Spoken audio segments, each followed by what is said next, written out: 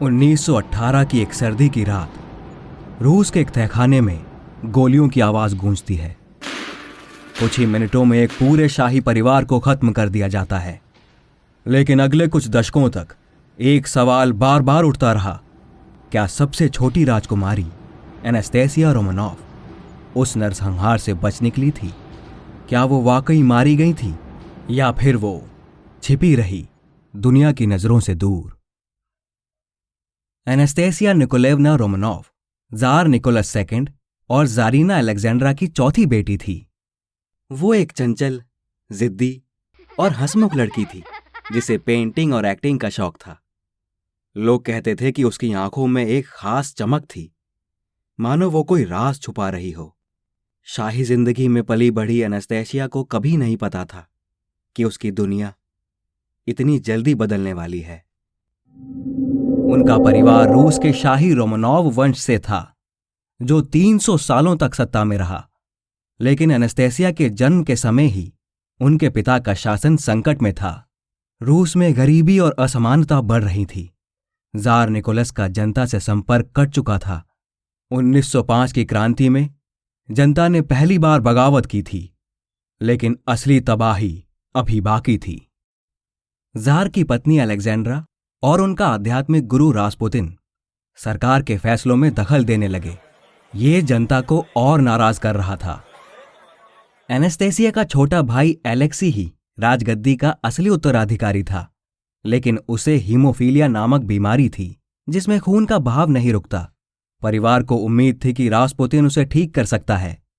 लेकिन फिर आया प्रथम विश्व युद्ध, जिसने रूस को पूरी तरह बर्बाद कर दिया। 1917 में रूसी क्रांति भड़क उठी।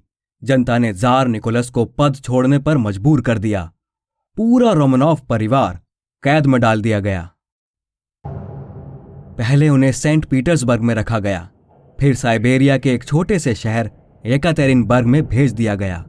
यहां उन पर कड़ी नजर रखी जाने लगी। महल की ऐशो आराम की जिंदगी खत्म हो चुकी थी।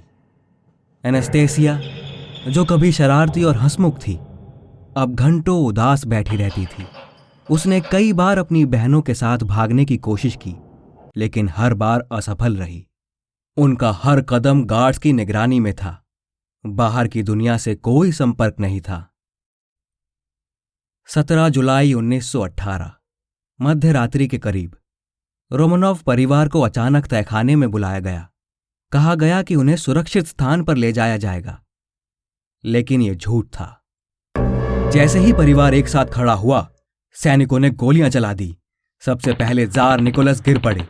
जारीना और राजकुमार एलेक्सी भी तुरंत ढेर हो गए।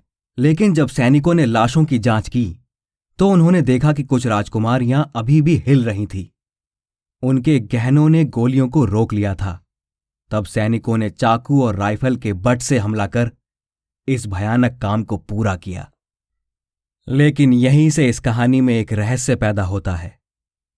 कुछ गवाहों ने दावा किया कि उन्होंने एनास्टेसिया को जीवित भागते देखा था। कुछ ने कहा कि एक रहस्यमयी लड़की को जंगल में किसी किसान ने बचाया था। और फिर 1920 में एक महिला जर्मनी से सामने आई, जिसने दावा किया कि वही एनास्टेसिया रोमानोव थी। उसका नाम था एना एंडरसन। उसने कहा कि वो उस भयानक रात में बच निकली थी और उसे कुछ वफादार लोगों ने बचाया था। उसकी शक्ल एनास्टेसिया से मिलती थी। उसे महल के कई गुप्त राज भी पता थे। लेकिन क्या वो सचमुच एनास्टेसिया थी? एना एंडरसन अकेली नहीं थी। 20वीं सदी में करीब 10 और महिलाओं ने एनास्टेसिया होने का दावा किया। किसी ने कहा कि वो जंगल में बची थी। किसी ने कहा कि उसे किसी यूरोपीय शाही परिवार ने शरण दी। रूसी शाही परिवार के बचे हुए रिश्तेदारों ने दावा किया कि एना झूठ बोल रही थी, लेकिन कुछ लोगों ने उसे पहचान लिया।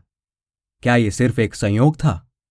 धीरे धीरे जो अलग अलग महिलाओं ने सामने आकर कहा कि वो असली एनास्टेसिया है, उनमें सबसे मशहूर नाम बन गया था एना एंडरसन का।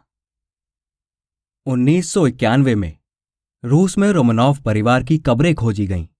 वहां जार निकोलस, उनकी पत्नी और 3 बेटियों के अवशेष मिले, लेकिन 2 शव गायब थे। क्या उनमें से एक एनास्टेसिया थी?